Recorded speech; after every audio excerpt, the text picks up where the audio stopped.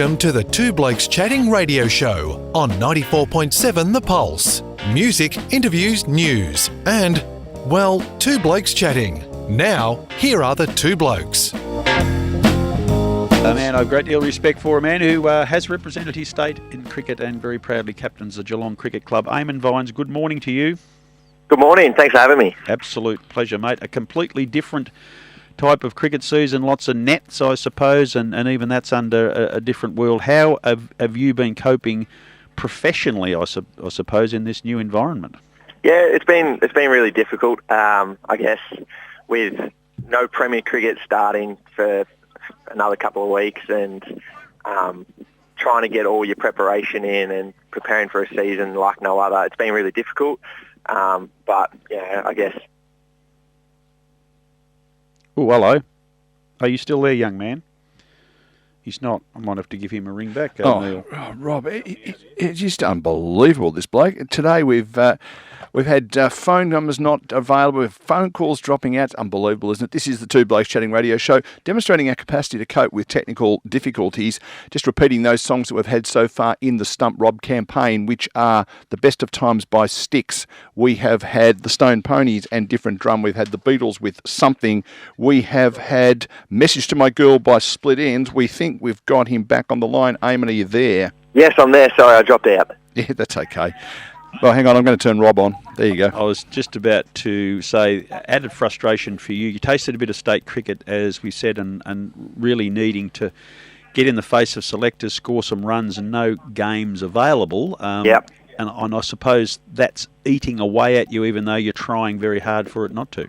Yeah, it is. It does eat away at you, because you want those game opportunities to put runs on the board, and that's the only, I guess, currency in cricket for me as a batter is to produce runs and get picked from that. But when there's no games available to do that, it is frustrating. But I guess right now I'm playing a bit of cricket with South Barwon, which is my original home club, and I'm getting a bit of enjoyment out of that, just to be able to return to kind of my home roots, and my whole family's been there for a long time. So just to be able to go back to South and, I guess, enjoy cricket and play for a bit of fun. I guess that's why we play cricket.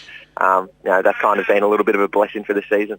Eamonn, it's Neil. Just one question that always puzzles me a bit about this sort of thing is where a player, I hate to use this expression, drops back to. You're used to dealing with bowlers throwing a ball at you on bowling a ball potentially 150 Ks at you, players who are representing the state, some of them are representing their country, and then you drop back and you end up facing up to the third string bowler in the first at South Barwon. Is it a dramatic change in ability by the bowlers, or is it not that much of a gap? It's a bit different. I guess when you're playing first-class cricket, you've got 3 or 4 quicks that are all bowling full speed, and the pitches are pretty flat and fast, to be honest with you. And then I guess when my first game back with GCA, you've got different bowlers. Their consistencies are a bit different, but at the same time, it's a challenge. The decks are a bit harder to bat on. They do a bit more with GCA. The ball they use actually swings and nips a bit more, so that's a challenge in itself. So I found my first game against Grovedale really difficult to score, really difficult to get myself in. I ended up going out early. So I guess every game of cricket has its challenges, and even in GCA, it's a challenge to be able to overcome different pitches, different bowlers, the ball moving differently. But good players, I always say good players are adaptable to any situation. So really, I should be able to find a way, if I'm a good player, to score in any circumstance against any bowlers on any pitch, and that's the challenge at GCA at the moment. You spent the formative years at South Barwon with Clinton Peake, your mentor. Now he has come out of retirement, is playing today, and finishes off what is an amazing stat where the coach of the club, Bill Dixon's son, is playing. Clinton Peake is playing with his son Oliver, who is debuting, and the great Brad Hornstein's son Harry is going to be playing in the game. It's sort of a carnival type atmosphere in what is still a very serious environment.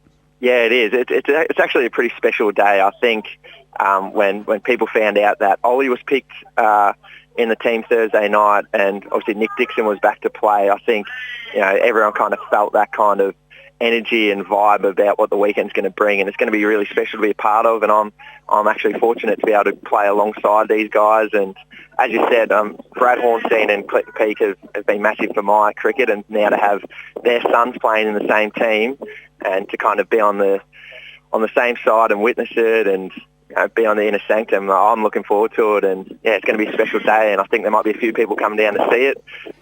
So yeah, I can't wait to see how these young guys go, how their dads go with their sons at the same time. Yeah, very special to be a part of. Yeah, it's really good. Let's get back to state stuff, because I know a lot of your commitments are up in Melbourne with your training. We've had a couple of conversations with the new Geelong Cricket Club coach, Nick Speaky, and he's done nothing but impress us with what he's had to say. Have you spent enough time with him to get a really good feel as to what he might bring to the club? Yeah, I have. I'm actually not up in Melbourne as much because of all the COVID stuff. So I've done all my training in Geelong. So I've been working with Speaky really closely over the last few months, and he just brings a different type of, I guess, view of the game and the way I play. Knowing that he coached for Dandenong, so he's coached against me. He has a bit of a different view of the way I go about it, and he's given me some really good advice and things to work on. So that's benefited my game. But at the same time, just to have someone like Speaky, who, he's a winner. He's wherever he coached, teams have won. To have him come on board and kind of lead our young group and set training standards and set standards even away from trainings if it's doing some stuff in small groups when we're in COVID lockdown. He's just, I would say, he has a different mentality when it comes to preparing and viewing the game, and it's going to benefit my game, and it should benefit the club. One of the things that was prominent on his CV seems not only his club coaching, but he's done a little bit of representative state coaching, so therefore dealing with younger players. He's in his 50s, and sometimes people struggle to relate to teenagers when coaching. Do you feel he's got that ability to connect with the club's younger players, because you've got so many of them?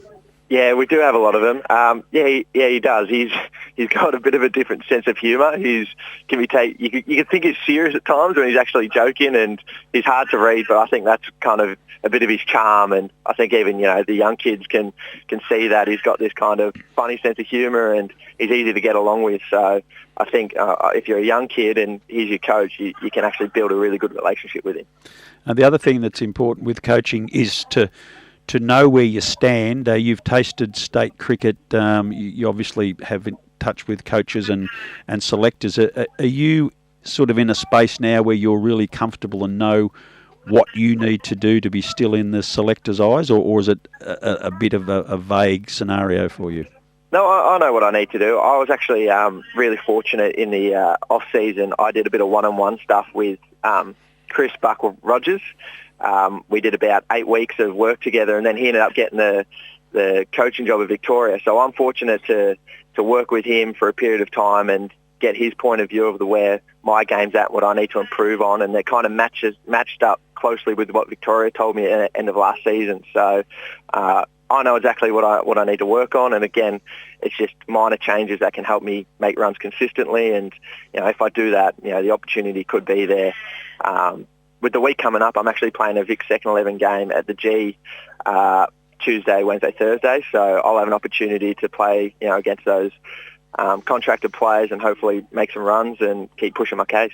And he's a very similar player to you, Chris Rogers. Stands on the other side of the bat, and you probably build your game very similarly. So that must be handy to have someone who knows very closely your game. Yeah, and obviously him open the bat in and me being an opening batter, just to pick his brain about, the new ball when it moves. Buck made heaps of runs in the UK when the ball swung a lot and seamed a lot, and that was, the things I was struggling with. So to be able to pick his brain and see the way he goes about overcoming, the moving ball, for me it was, a great experience for 8 weeks just to learn as much as I can off him and hopefully incorporate a bit of it to this coming season. Because, Eamonn, obviously the game of cricket, I always used to tell the kids that I used to coach with, the 12-year-olds and that sort of stuff, a 50-over game is not a 50-over game, it's a 300-ball game, that every individual delivery is something different, and as long as you survive that one as a batsman, the next one's coming, sort of stuff. And I'm interested to know that, without going into detail of, giving away any secrets and stuff, the sort of things you need to so-called work on, is that stuff that has to be part of each delivery, or is it something broader in your game around, preparation or that sort of stuff, or is it a combination of both? What is it? Oh, so the thing I've specifically worked on is just changing my technique a bit, making sure my bat swing's a bit straighter, so I'm getting better access to the ball to drive through cover, to drive straighter, and without getting too technical, not collapse, I guess, my back leg or my back hip coming through. So it's actually, what I've tried to change is really technical, just so I can strike the ball a bit cleaner with more access. So that's been the bulk of my work during the off-season. And now, with the season rolling around and now playing with GCA, I'm hoping that, those technique changes have just, over training sessions have just set themselves in through repetition, and now I can just go back to playing the game, seeing the ball, reacting to the ball, moving on to the next ball, and those technical changes will hopefully help me be more consistent. So, yeah, it's been technical changes that I've made, and now I'm just trying to focus in playing the game again.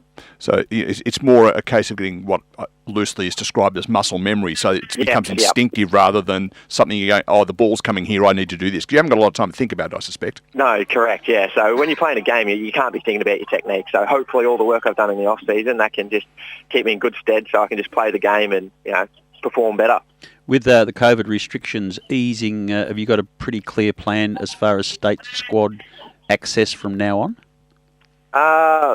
It's a bit of a different one, because with the state squad, they've finished their Shield games until after Christmas, and they're going to go to Big Bash. So there's still a long period before Shield will start up again. So for me, my preparation's going to be, and focus is going to be playing Premier cricket, making runs there, and hopefully after the Big Bash, when they've got to play, I think they've got to play 4 Shield games or 5 Shield games, hopefully I can push my case then. So that's kind of where my focus is.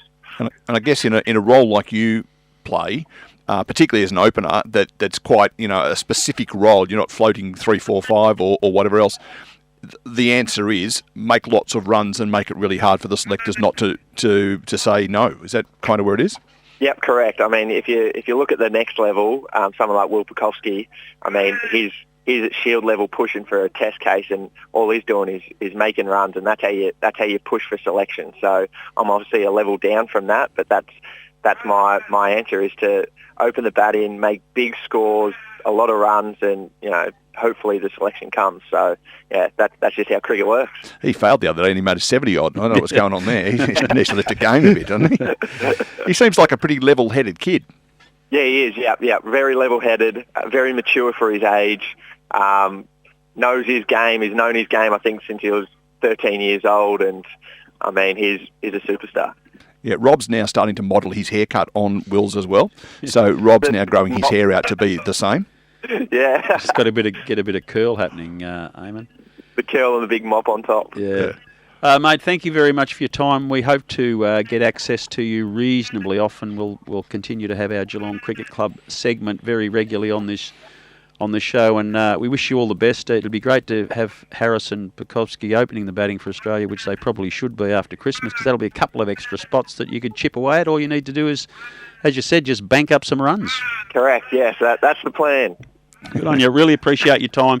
Good luck. I might even drive past South. Are you at South Barwon today? Is it a home game? Yep, we're at South Barwon. Yeah, I might have to drive past and have a look at that. It is a very historic day. All the best, mate. Thanks for your time. And if you're wondering who that long, curly-haired old bloke is, you know who it is now. Right, you're correct.